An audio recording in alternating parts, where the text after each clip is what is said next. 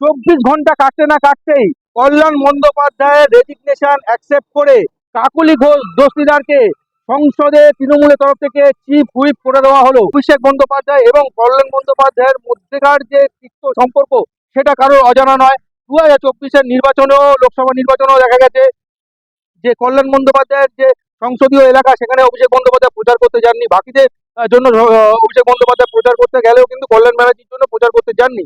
এবং অভিষেক বন্দ্যোপাধ্যায় আরো যাদেরকে মানে বয়সের কারণে বলেছিলেন যে এরা এখন টিকিট টিকিট এদেরকে দেওয়া ঠিক না, সৌগত রায়, সুদীপ বন্দ্যোপাধ্যায়, কল্যাণ ব্যানার্জি, কারোর সংসদীয় এলাকাতেই কিন্তু অভিষেক বন্দ্যোপাধ্যায় প্রচার করতে যাননি। অর্থাৎ তার আগে 2021-এর বিধানসভা, যেখানে শ্রীরামপুরে কল্যাণ ব্যানার্জির যে বিধানসভা এলাকা, সেইখানে অভিষেক বন্দ্যোপাধ্যায়ের ভাই আকাশ ব্যানার্জির নাম উঠে আসছিল যে তাকে টিকিট দেওয়া উচিত। সেইখান থেকে একটা তিক্ততা শুরু হয়েছিল, যেখানে একটা স্লোগান পর্যন্ত তৃণমূলের তরফ থেকে দেওয়া হয়েছিল, একাংশের তরফ থেকে তৃণমূলের, যে মাতাল তোমায় জানতে হবে, আগামীকে মানতে হবে। সেইখান থেকে কল্যাণ ব্যানার্জির সঙ্গে তিক্ততা শুরু। এরপরে যখন এরপরে আমরা মাঝখানে দেখলাম কিছুদিন আগেই কুণাল ঘোষ, তিনি হঠাৎ একদিন অভিযোগ করে বললেন যে সুদীপ বন্দ্যোপাধ্যায় অসুস্থ। সুদীপ বন্দ্যোপাধ্যায়ের স্ত্রী নয়না বন্দ্যোপাধ্যায় তিনি সামনে আসলেন, তিনি বললেন সুদীপ বন্দ্যোপাধ্যায় একদম ঠিক আছে, কোনো অসুস্থ না। যদিও সুদীপ বন্দ্যোপাধ্যায়কে কিন্তু তখন সেই সময় থেকেই মিডিয়াতে দেখা যাচ্ছিল না। সেইখানে দাঁড়িয়ে এটা আশঙ্কা করা যেতে পারে তাহলে কি কুণাল ঘোষ অভিষেক ঘনিষ্ঠ হওয়ার কারণে অভিষেকের কাছ থেকে কোনো রকম নির্দেশ বা তথ্য এসেছিল কিনা, যে কুণাল ঘোষ যাতে এই বক্তব্য তুলে ধরে সুদীপ বন্দ্যোপাধ্যায়ের বিরুদ্ধে, যে সুদীপ বন্দ্যোপাধ্যায় অসুস্থ। তারপরে আমরা দেখলাম যে সেটা নিয়ে একটু জলঘোলা হলো কিছুক্ষণ, তারপরে আবার সেটা শান্ত হয়ে গেল।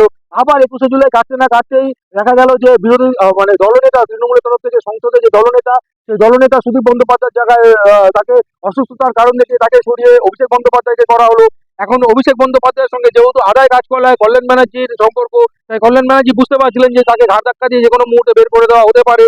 কারণ এখন অভিষেক বন্দ্যোপাধ্যায় দলনেতা, তাই তিনি আগে ভাগেই মান সম্মান বাঁচিয়ে সেখান থেকে বেরোনোর চেষ্টা করলেন, চিফ হুইপ পদত্যাগ করলেন। কিন্তু তিনি আশঙ্কা করছিলেন যে তিনি ছেড়ে দিলে কারা কারা হতে পারে। অর্থাৎ তার মানে বিরোধী দলের অন্দরে তার যারা বিরোধী রয়েছে, যেমন মহুয়া মৈত্র, কাকলি ঘোষ দস্তিদার, এদের মধ্যে কেউ হতে পারে কিনা। তিনি সেই ক্ষেত্রে কিন্তু অভিযোগ করলেন যে মহুয়া মৈত্র, কাকলি ঘোষ দস্তিদার, সুদীপ বন্দ্যোপাধ্যায় তারা কেউ সংসদে উপস্থিত থাকেন না, মাঝে মধ্যে আসেন। এই ধরনের অভিযোগ তার তরফ থেকে করা হচ্ছিল।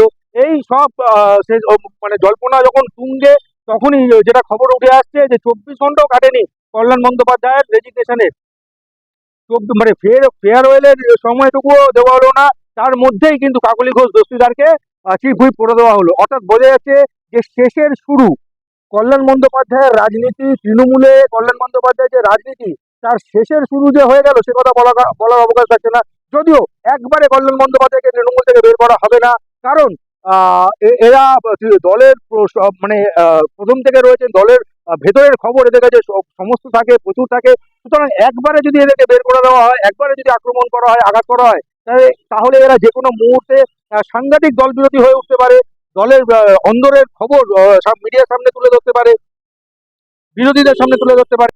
ঠিক সেই কারণে তাকে সময় নিয়ে নিয়ে হয়তো কোন ঠাসা করা হবে সেই পরিকল্পনা কিন্তু ইতিমধ্যে শুরু হয়ে গেল, তার ইঙ্গিত পাওয়া যাচ্ছে। কারণ কল্যাণ বন্দ্যোপাধ্যায়ের পদত্যাগ করার 24 ঘন্টার মধ্যেই চিফ হুইপ পদের ঘোষণা করে দেওয়া হলো এবং ডেপুটি চিফ হুইপ পদেরও কিন্তু ঘোষণা করে দেওয়া হলো। অর্থাৎ একদিকে যেমন কাকুলি ঘোষ দস্তিদার তিনি চিফ হুইপ হচ্ছেন, শতাব্দী রায়কে ডেপুটি চিফ হুইপ করা হচ্ছে। অর্থাৎ বীরভূমের যিনি সাংসদ, সেলিব্রিটি তারকা সাংসদ শতাব্দী রায়, তিনি ডেপুটি চিফ হুইপ হচ্ছে। অর্থাৎ লোকসভায় যে সংগঠন, সাংসদদের যেটা সংগঠন, সেখানে কিন্তু আমূল রদবদল আসছে, তৃণমূলের একটা নতুন অধ্যায় শুরু হচ্ছে বলে মনে করা হচ্ছে। কারণ 26-এর নির্বাচন আর মাত্র কয়েক মাস বাকি রয়েছে, 8 মাস 9 মাসের মধ্যে কিন্তু নির্বাচন সম্পন্ন হয়ে যাবে।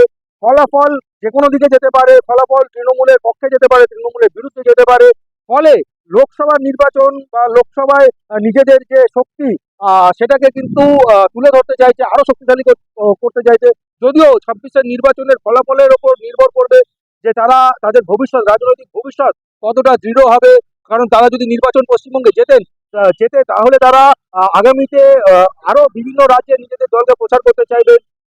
বিভিন্ন ভাবে বিভিন্ন সাংসদদেরকে নিজেদের দলে টানার চেষ্টা করবেন। সেই ভূমিকায় অভিষেক বন্দ্যোপাধ্যায়কে দেখা যাবে দলের মতো তারা টাকা খরচ করতে রাজি রয়েছেন, যে এত বছর ধরে যেভাবে টাকা টার্গেট দিয়ে দিয়ে মন্ত্রীদেরকে, তৃণমূলের মন্ত্রীদেরকে টার্গেট দিয়ে দিয়ে তোলা হয়েছে। অর্থাৎ যে সময় 2021-এর আগে অসংখ্য নেতা তৃণমূল ছাড়ছিলেন, তারা প্রত্যেকে অফ ক্যামেরা অভিযোগ করছিলেন যে অভিষেক বন্দ্যোপাধ্যায় প্রত্যেকটা মন্ত্রককে টার্গেট দিচ্ছে যে মাসে এত টাকা তুলে দিতে হবে। কতটা সত্য আমরা জানি না, তবে তারা অফ ক্যামেরায় অভিযোগটা করছিলেন। সেইখানে যদি সেটা যদি সত্য হয়ে থাকে, তাহলে প্রচুর টাকা তৃণমূলের তরফ থেকে ইতিমধ্যে কিন্তু জমানো রয়েছে। সেটা খরচ করা হবে 26-এর বিধানসভার পর থেকে, কিন্তু পরের লোকসভার জন্য প্রস্তুতি শুরু হয়ে যাবে। কিন্তু আবার যদি তৃণমূল এর রাজ্যে হেরে যায়, তাহলে তাদের যে রাজনৈতিক ভবিষ্যৎ বা রাজনৈতিক অস্তিত্ব, সেটা বাঁচানোর জন্য সেই টাকাকে ব্যবহার করা হবে আগামী দিনে, যাতে আবারও তারা বিধানসভা নির্বাচনে বা লোকসভা নির্বাচনে এখান থেকে প্রতিনিধি তৈরি করতে পারে তৃণমূল কংগ্রেস। সেই প্রস্তুতি শুরু হবে। তবে এটা বোঝা যাচ্ছে যে তৃণমূল তার ভবিষ্যৎ নিয়ে চিন্তিত রয়েছে, আশঙ্কিত রয়েছে। সেই কারণেই কিন্তু যে টিমটা কাজ করছিল সংসদে, সেই টিমটাই কিন্তু আমূল রদবদল এলো। একথা অস্বীকার করা যায় না যে ভারতবর্ষের চতুর্থ বৃহত্তম রাজনৈতিক দল কিন্তু এই মুহূর্তে তৃণমূল কংগ্রেস। কারণ আসন সংখ্যার দিক থেকে প্রথমে বিজেপি, তারপরে কংগ্রেস, তারপরে অখিলেশ যাদবের দলের পরেই কিন্তু তৃণমূল কংগ্রেসের আসন লোকসভার নিরিখে, অর্থাৎ চতুর্থ বৃহত্তম রাজনৈতিক দল ভারতবর্ষের মধ্যে তৃণমূল কংগ্রেস। সুতরাং ভারতীয় রাজনীতিতে বা দেশের রাজনীতিতে তৃণমূল কংগ্রেসের যে ভূমিকা, সেটা কিন্তু অস্বীকার করা যায় না।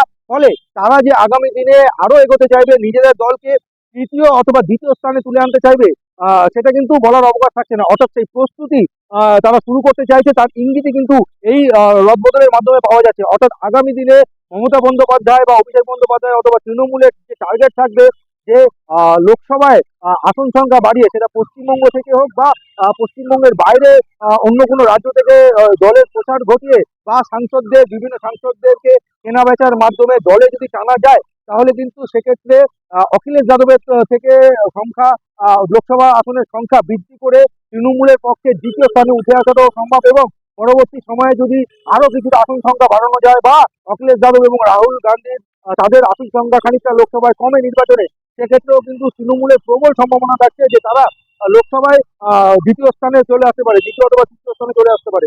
ফলে প্রথমেই তাদের টার্গেট হবে যে কিভাবে লোকসভায় দ্বিতীয় স্থানে এসে ভারতবর্ষের প্রধান বিরোধী দল হিসেবে নিজেদেরকে প্রতিষ্ঠিত করা।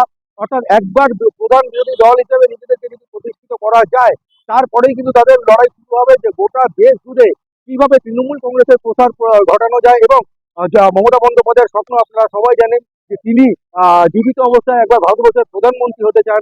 এই স্বপ্ন কিন্তু তার রয়েছে। সেটা কতটা বাস্তবায়ন হবে বা হবে না, সেটা তো ভবিষ্যৎ বলবে। মানে সময়ের সঙ্গে সঙ্গে রাজনীতির যে প্রেক্ষাপট বা পরিবর্তন, সবকিছুর উপর নির্ভর করবে যে আগামী দিনে কখনো মমতা বন্দ্যোপাধ্যায় বা তৃণমূলের কাউকে প্রধানমন্ত্রী হিসেবে দেখা যাবে কি যাবে না।